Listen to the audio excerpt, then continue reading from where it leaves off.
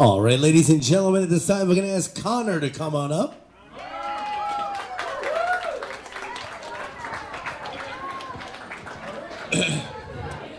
Hello, everyone. Unlike Billy and John, I'm going to be using my phone. It's 2023, get with the times. For those that do not know, my name is Connor, and I'm here to say a few things about the newlyweds that we have up here today. I feel like I'm qualified since I first met Kenny back around 2004, 2005, so I'm one of his oldest friends, and we've known each other for nearly about 20 years to this point, which I know is not exact, but you just round up. We first met each other when an ice cream truck named Mr. Buddy came by our street. Yes, I noticed that there was this newer family that had just moved in, and I did not really think much of it at the time since, like any other kid on a hot summer day, I just wanted some ice cream. This is where I first got to know Kenny, his sister Melissa, and his mom, who also wanted ice cream that day. I found out Kenny was super into basketball and video games like I was, so we clicked instantly and started hanging out together. One of the earliest memories that I have of him was he had this really super cool Phoenix Suns school folder. And for all the basketball fans out there, this was back when they had Amari Stoudemire and Steve Nash and Sean Marion. It was basically the 7 seconds or less offense. And I thought this was like the coolest folder I ever seen in my entire life. And I totally wanted to steal it for myself. So late one night, I went to your trash, Kenny, and I just kind of took it just for the memories. So what can I say? It was a cool folder. Throughout the years, we would constantly hang out together, go to restaurants, have parties at Sunset Lake, go bowling, dancing, and of course, making each other laugh by quoting our favorite lines from SpongeBob SquarePants. We are grown men about to enter our 30s and are still quoting a children's cartoon. Older folks in the room, this is the same generation that is one day going to take over your country. Be very afraid. They say that opposites attract, as I tend to be more reserved and not as sociable. I mean, getting up here was anxiety-provoking enough for me since I'm anxious about everything. But I feel like this is what Kenny does to me. He brings me out of that comfort zone. He always is out hitting the town, dances into the wee hours of the night, always just down to do something, and most importantly, does not ever know when to shut the hell up. I love you, man, but it's true. Like, literally, when we were driving up to Wildwood for our bachelor party weekend, half the time I just kind of zoned out. Kenny always made me feel like I was included and never made me feel like a third wheel to anything. He made me feel so welcome and a part of his group of friends that I have also known for so many years. I remember there were times throughout high school where I was not doing so well. I was dealing with some personal stuff. I was down bad, as all the cool young folks would say.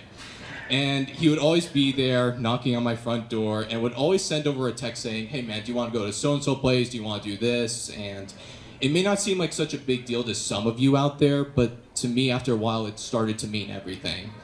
I had this friend of mine who moved to Colorado right around the exact same time where I first met Kenny, so I felt like I could always rely on him to fill that void and not make me feel as lonely as I thought I was back then.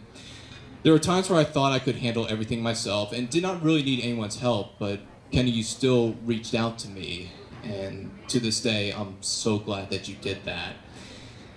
You always cared so much about how not just I, but everyone else was feeling around you, and you always reach out to everyone, even when we feel like we don't need it.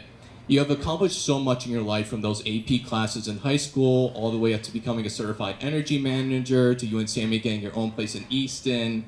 You just have this will and drive to succeed, and I'm just so proud of you and just being one of my best friends throughout all these years. I knew one day there was going to be this girl that entered your life.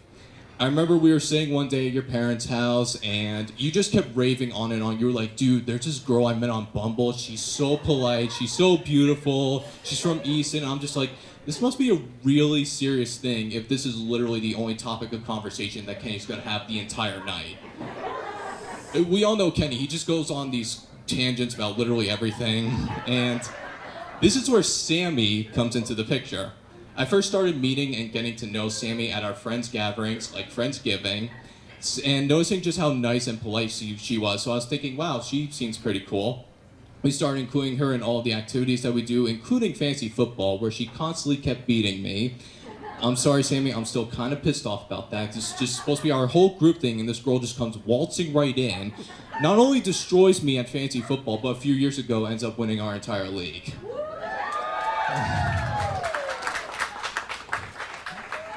It was bullshit. I think what really set you apart was when we were at Patrick's middle school graduation down at Sunset Lake. Patrick, no offense, I mainly just went to your graduation party for the food. Kenny was off talking to all his aunts and uncles and literally just catching up with everyone like he always does. And I noticed that Sammy was just kind of sitting by herself on a bench, and seeing as I found out she was a teacher, I thought I'd give her a little pop quiz, and just kind of like break the ice a little bit, and she did pass with flying colors. We ended up talking for an hour about how you and Kenny were going to take that trip to Seattle, how much you love theater, and just what the future was going to be like. And I just remember thinking to myself during that entire conversation, Kenny just shows like one of the nicest people to have in his life. Sammy, I just see a lot of the amazing qualities in you that I see with my own mom. My mom was also a teacher. She just retired a few years ago. And you're just exceptionally wonderful to be around and always know how to make someone's day better. Your warmth and comfort brings out the best in people, and seeing you with Kenny being in sync and happy with one another is just so amazing to see. You always give the best advice and suggestions, as well as make the best food. I gotta say, that buffalo chicken dip you made at my Super Bowl party, it was excellent. I just want to throw that out there. It's obvious how much, to me and everyone else here, how much you and Kenny love one another, and how much better you two make each other together. The love and happiness in your heart is easily felt by those around you, and we are so happy that you are just now a part of our lives. There's this quote that I want to share that I kind of modified a little bit, that I believe encapsulates how much you two care about one another. It goes a little something like this. When we love, we always strive to become better than we are. When we strive to become better than we are, everything around us becomes better too. Love is the most secure feeling. It's having that companion, best friend, cheerleader, and cuddle buddy through every avenue in the journey of life. When you have that person always by your side, you always strive to become a better you and make that relationship as healthy as ever with someone you truly care about. Kenny and Sammy, congratulations. I love you guys. I cannot wait to see what the future holds. And Kenny, to quote our favorite children's cartoon, I am sure that future is going to involve lots of chocolate. Sweet, sweet chocolate. I always hated it. I love chocolate, by the way. I just love making you laugh anymore. I love making you laugh. So thank you all so much, and live long and prosper.